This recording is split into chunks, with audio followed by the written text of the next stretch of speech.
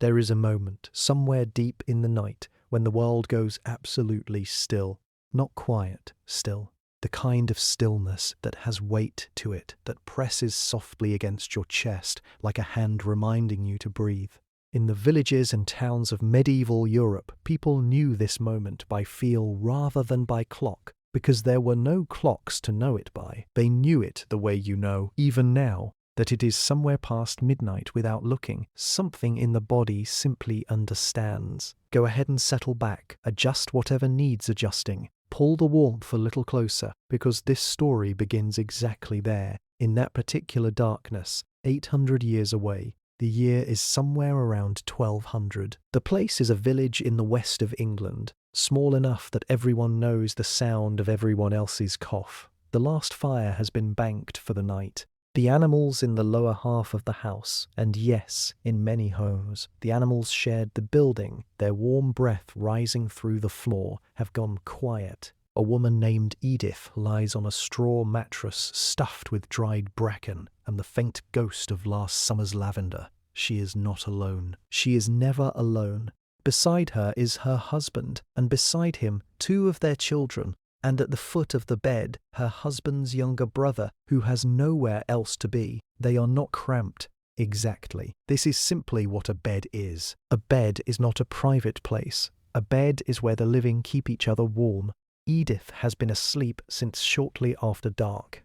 This is the first sleep, and it will last perhaps 4 hours, no more. Her body knows this, the way a tide knows the shore, not by thought, but by something older than thought. Around her, the village breathes in its first sleep too. The baker 2 doors down, the priest who drinks a little more than he should, the widow Agnes who sleeps sitting up because of the pain in her back and has done so for 11 years without complaint. They are all suspended together in this first dark, undisturbed portion of the night. And there is something in this, something that people who study the past spend a great deal of time trying to explain and never quite can, because the medieval night was not one thing.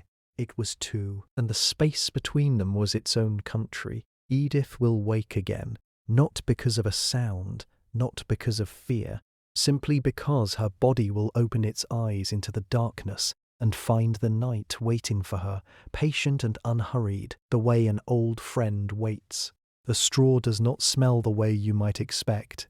It smells of dried grass and animal warmth and something faintly herbal, rosemary perhaps, or meadow sweet, tucked between the layers to discourage the things that live in straw and consider it home.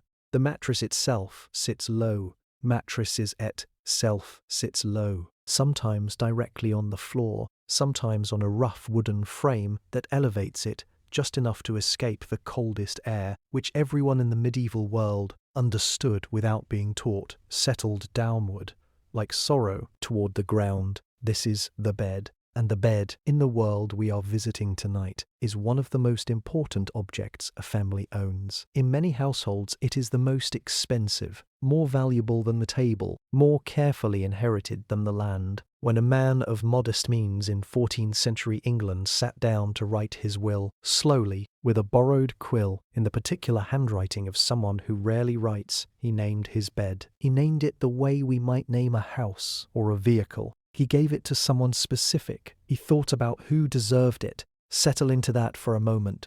The idea that a bed could be bequeathed, that a bed could be loved. But what made the medieval bed remarkable was not its construction. It was its population, because a bed, in this world, was almost never singular.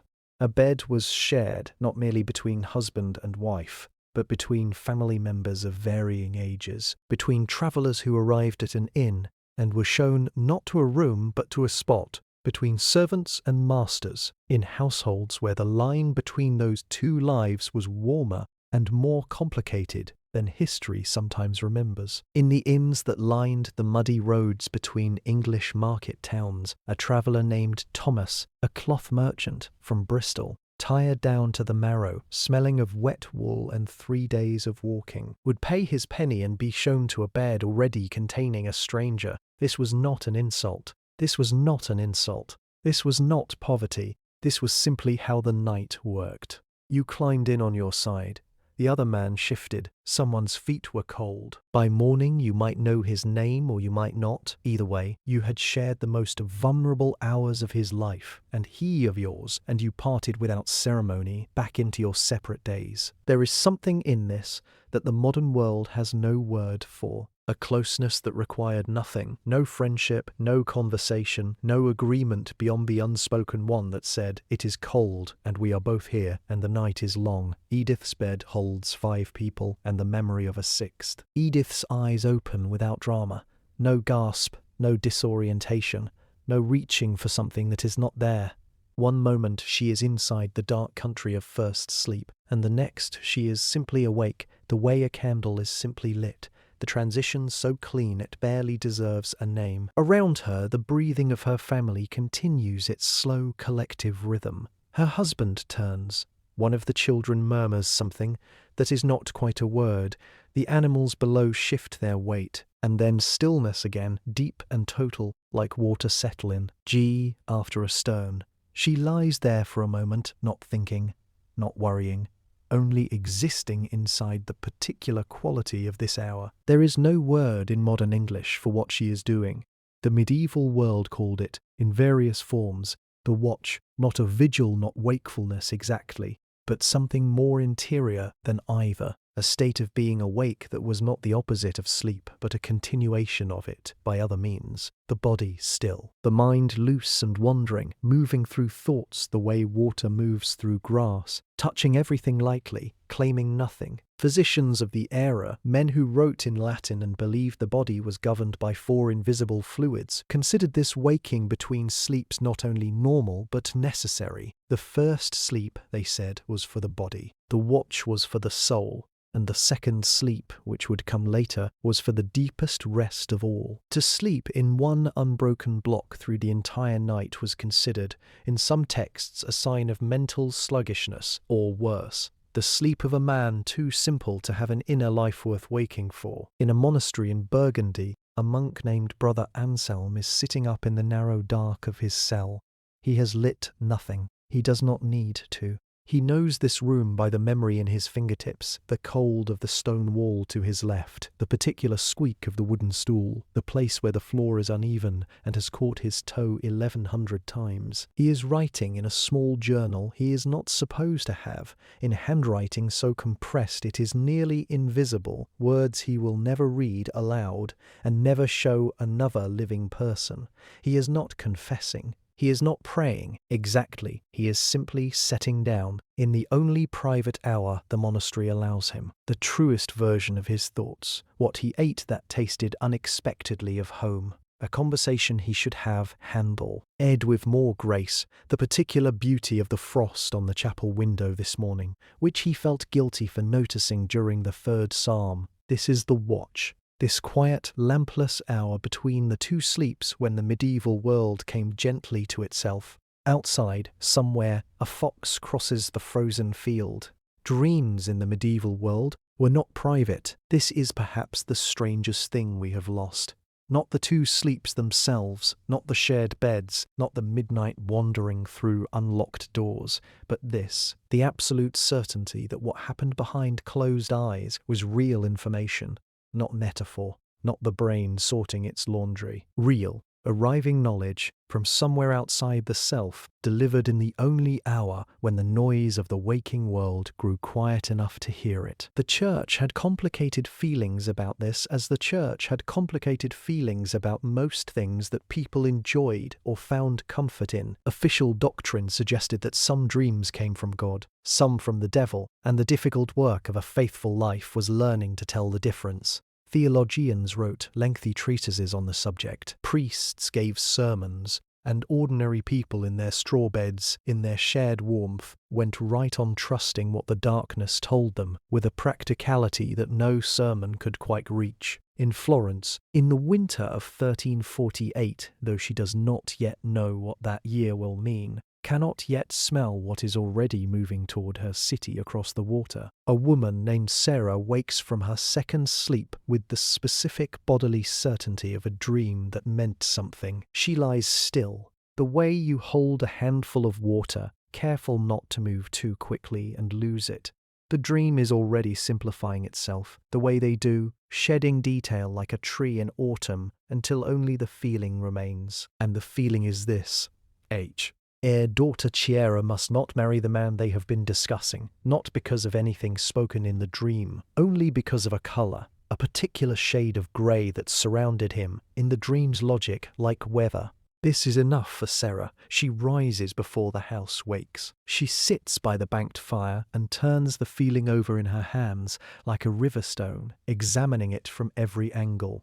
By the time her husband comes downstairs, rubbing his eyes and reaching for the bread, she has decided. She will tell him gently. He will resist, then yield because he has lived with Sarah for 19 years, and he has learned, slowly and without ever quite admitting it, that her dreams have a better record than his calculations. Chiara will not know for many years what saved her. She will only know that one morning her mother looked at her across the breakfast table with an expression of such quiet, certain love that she felt, without understanding why, completely safe. The man Chiara did not marry will be dead before the following winter.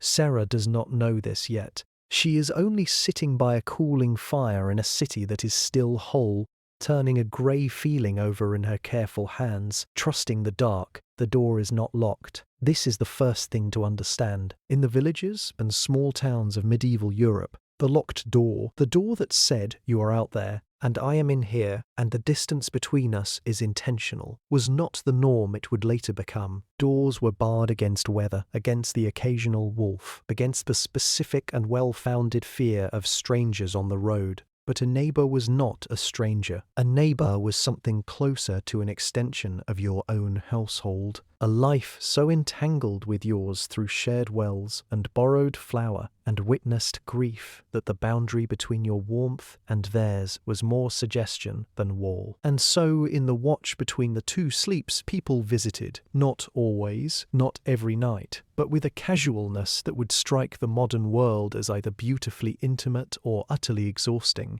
depending on the evening. A man might rise from his watch, find himself restless and walk the 30 feet to his neighbor's door, not because anything was wrong, but because the night felt long and he knew the light would be on. A woman might bring her mending. Someone might carry a small piece of something sweet left from supper. The conversation would be low, unhurried, the particular quality of talk that only happens when the rest of the world is asleep and there is no performance required.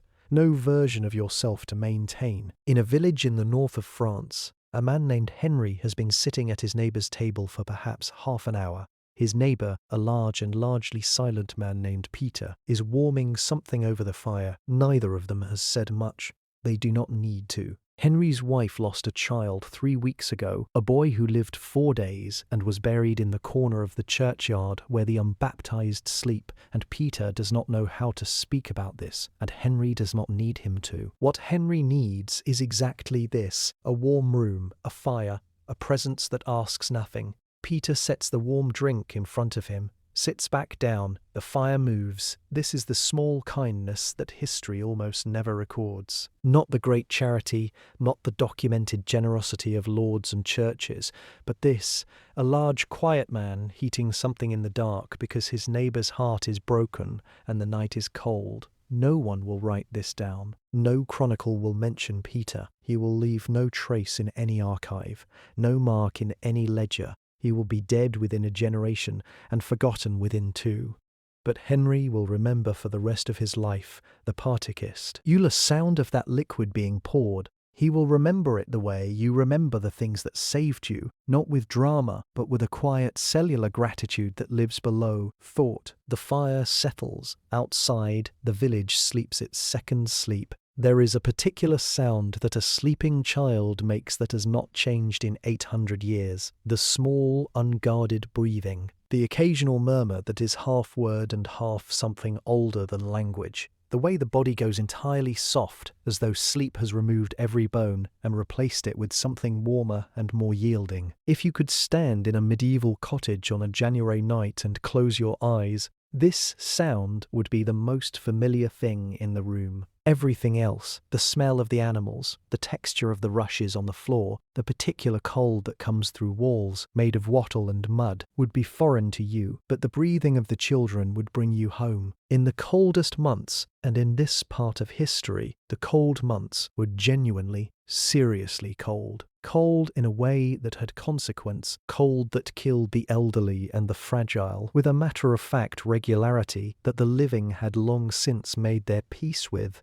The sleeping arrangements shifted. The children moved closer to the fire, not because anyone decreed it or discussed it, but because it was simply what was done, the way certain wisdoms live below language and require no explanation. The smallest bodies, the most vulnerable warmth placed nearest to the only heat the house contained. A girl named Maren, perhaps 5 years old, in a farmhouse in Denmark sometime in the early 1300s, sleeps curled against her older brother with the absolute physical confidence of a child who has never once, in her short life, been cold in the night without someone noticing. She does not know that this is a gift. She is too. Oh, young to know what a gift is, she only knows the warmth, and her brother's arm across her back, and the orange pulse of the fire against her closed eyelids. Her mother is still awake, sitting in the watch, close enough to hear every breath. This is the thing that the historical record, with its wars and its kings and its magnificent catastrophes, tends to leave out entirely. The nighttime vigilance of ordinary mothers, the way a woman in the 13th century would sit in the firelit dark and simply listen to her children breathe, not because she was anxious, but because the listening itself was a form of love so complete it needed no object beyond its own performance. She was not waiting for something to go wrong. She was simply present in the oldest way a human being can be present, in the dark, beside the people she would die for. Maren shifts in her sleep, pulls her brother's arm tighter around herself without waking. Her mother watches the fire and feels something that has no name in any century. Outside, the Danish winter leans against the walls with patient, indifferent weight. There is a bed in a farmhouse in the English countryside, in the county of Somerset, that has held more of life than most rooms ever will. It is not a remarkable bed. It is a wooden frame, low and sturdy, with a mattress that has been restuffed 3 times in 20 years, each time with slightly different straw, so that it carries within it a kind of geological memory, layer upon layer of seasons, of harvests, of the particular smell of different summers.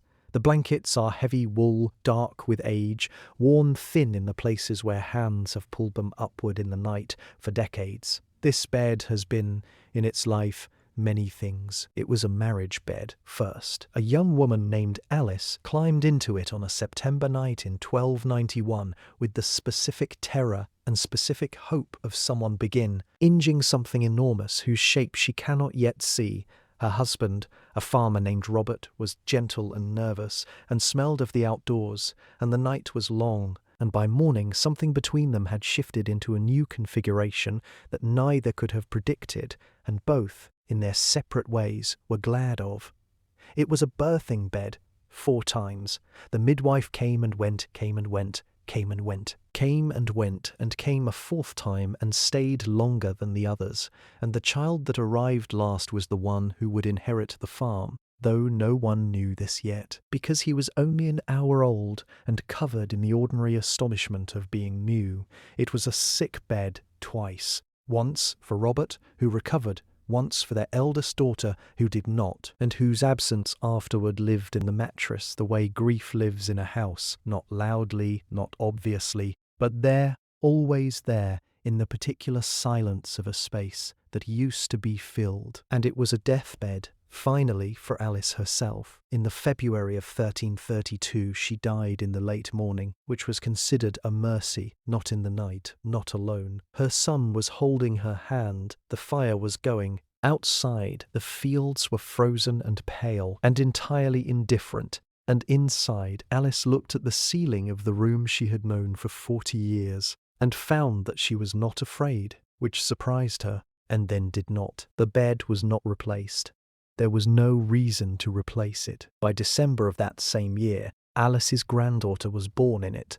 the same wool, the same wooden frame, the same geological layers of straw, remembering all the summers backward. A life had ended, and another had begun in the same square of warmth, and the bed held both, without distinction, without ceremony. The bells rang at midnight. This is something the modern world knows about medieval life, the way it knows about jousting and play. Square as a fact, a detail, a piece of period furniture, without quite feeling what it meant to live inside it, because the bells were not an interruption. The bells were the architecture.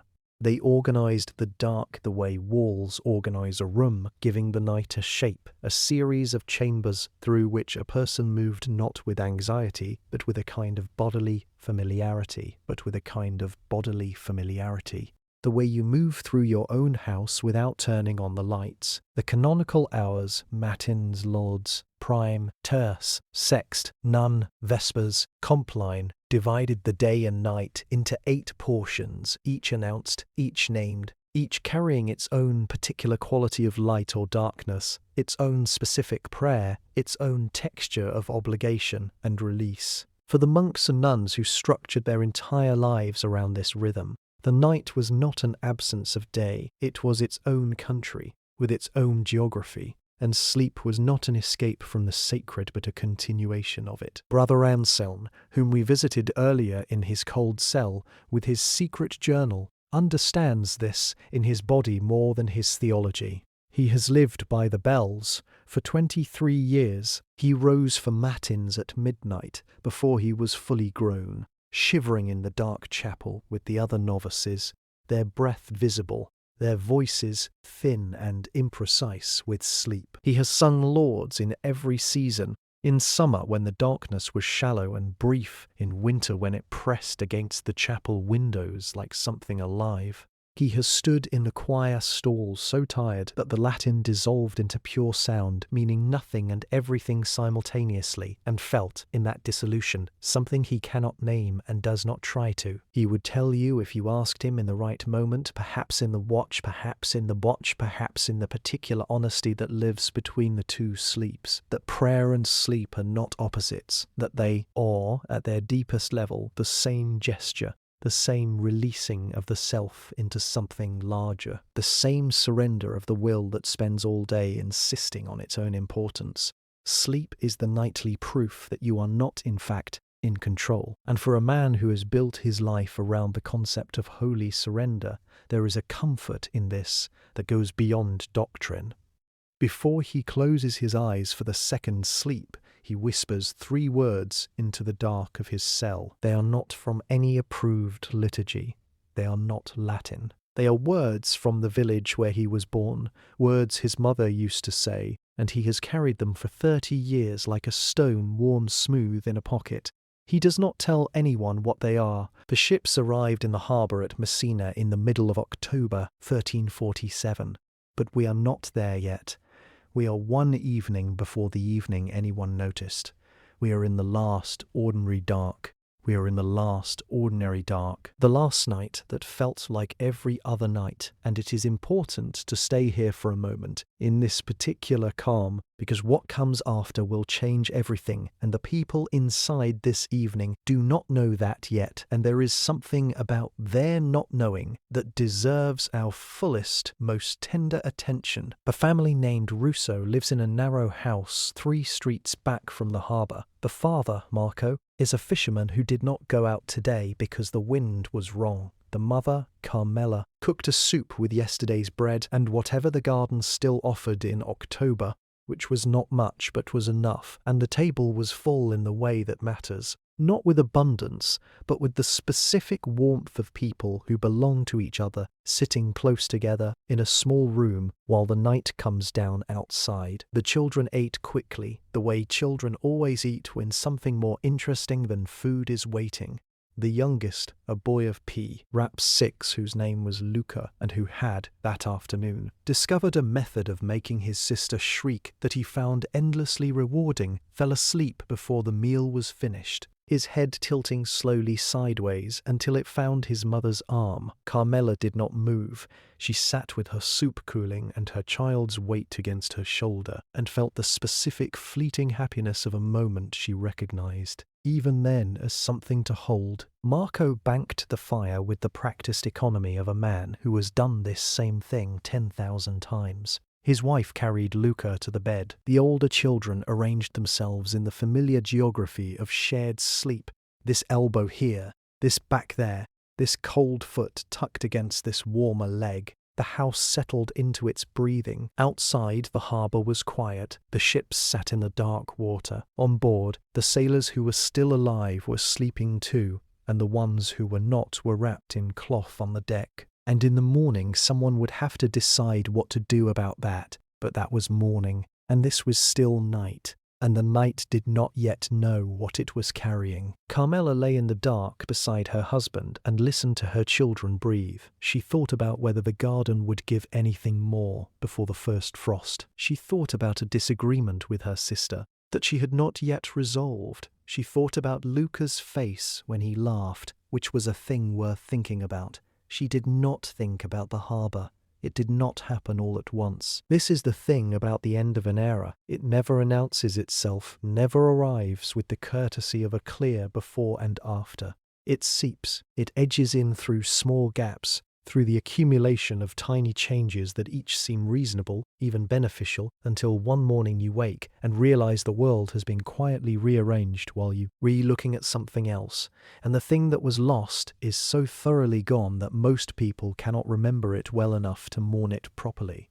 The mechanical clock appeared on the towers of European cities in the late 13th century. At first it was a marvel, a crowd gathering, conversation starting, theologically complicated marvel, because here was a machine that did what only God had previously done, which was to divide time into equal authoritative portions and declare each one finished before the next could begin. The bells still rang, but now they rang because a machine told them to, not because a monk had listened to the dark and felt in his bones that the hour had arrived. This matters more than it sounds, because the medieval relationship with time was, at its core, a bodily one. You knew the hour by the light, by the cold, by the hunger in your stomach and the heaviness in your eyes. Time was something you felt rather than something you consulted, and the night, in particular, was navigated entirely by this interior compass, the body knowing when to release into first sleep, the body knowing when to surface into the watch, the body knowing without any external instruction when the second sleep was ready to receive it.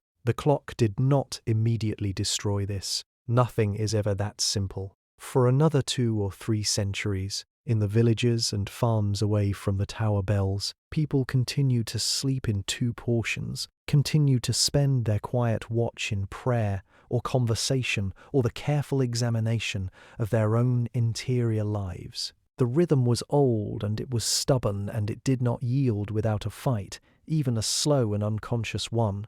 But the cities changed first, and then the roads between the cities, and then, much later, came the artificial light, the gas lamp, the electric bulb, the particular blue luminescence of a screen held inches from a face in the dark, and the night, which had been for so many centuries a place with its own geography, its own social life, its own sacred interior hours, became simply the absence of day.